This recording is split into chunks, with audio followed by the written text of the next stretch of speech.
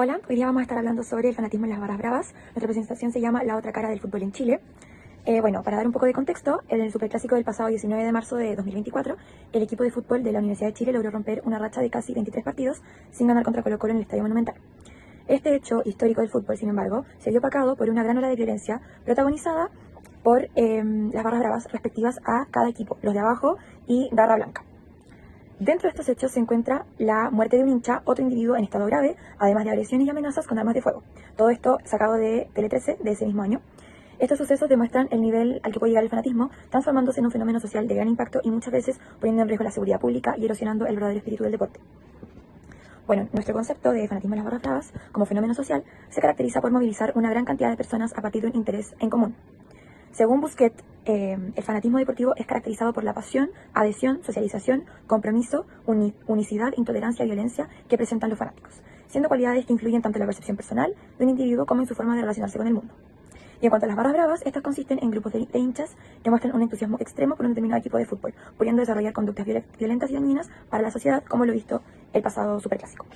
Entonces, ¿qué concepto de la psicología social podemos usar para abordar este fenómeno? El primer concepto es la presión grupal. Esta se entiende como la influencia real o imaginaria que un grupo ejerce sobre el individuo y que puede llevarlo a que éste modifique su conducta, sus opiniones o percepciones para así ajustarse a las expectativas del grupo. Según Cassin, esto puede darse por el miedo a ser rechazado o por la necesidad de pertenecer, lo cual refuerza comportamientos que muchas veces la persona no asumiría estando sola.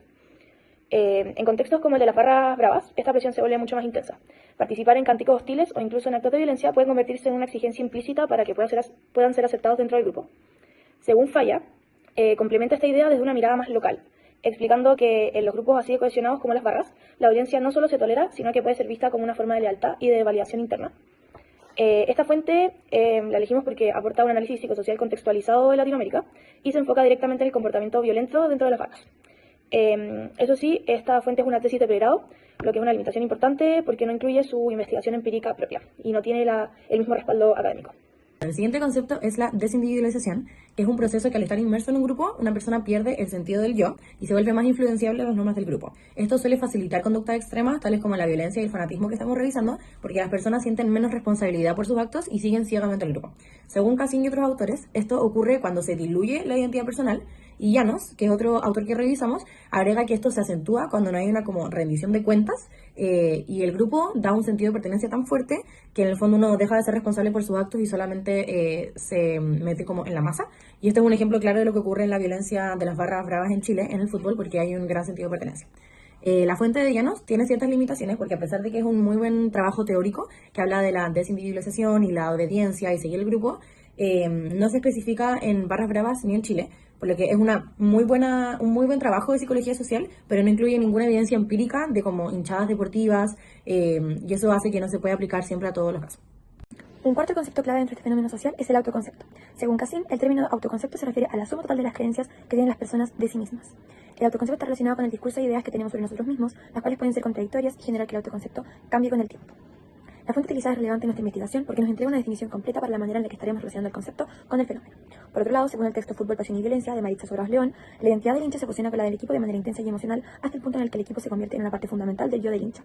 El texto muestra cómo el fanatismo futbolístico no es solo una forma intensa de entusiasmo, sino una construcción identitaria que afecta directamente en cómo el hincha se percibe a sí mismo, es decir, su autoconcepto. Utilizamos esta fuente ya que entrega claros testimonios que respaldan y simplifican la relación entre el autoconcepto con el fenómeno estudiado.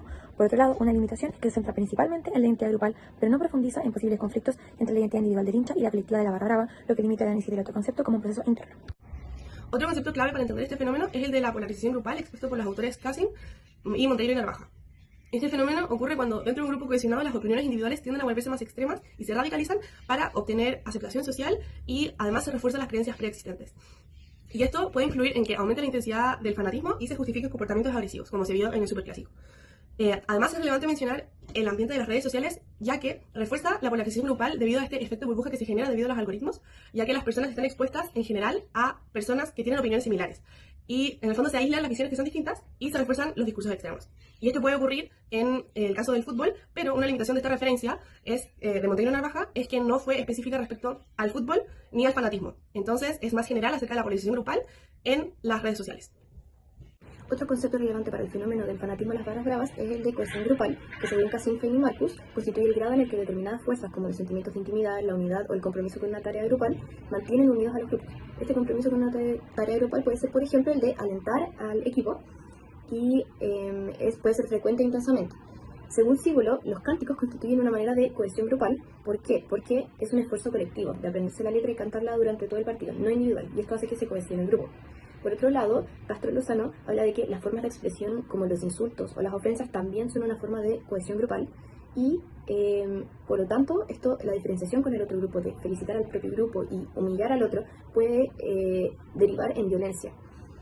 Estas fuentes son importantes porque nos muestran una práctica observable de los hinchas que ejemplifica que muestra su cohesión grupal.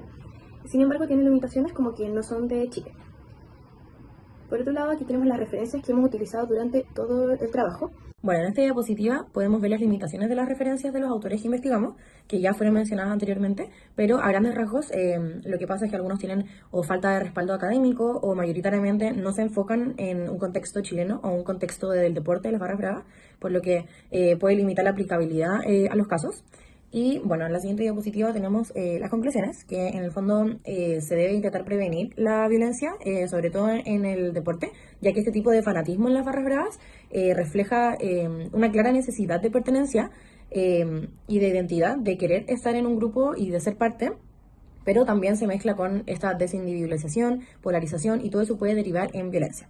Entonces es muy importante comprender estas dinámicas en psicología social que permiten visibilizar cómo el colectivo puede influir en lo individual y ver qué estrategias se pueden usar para que esta pasión, en el fondo, que hay, que se comparte con los otros, no derive en violencia, sino que se puedan sacar cosas buenas de este gran sentido de pertenencia.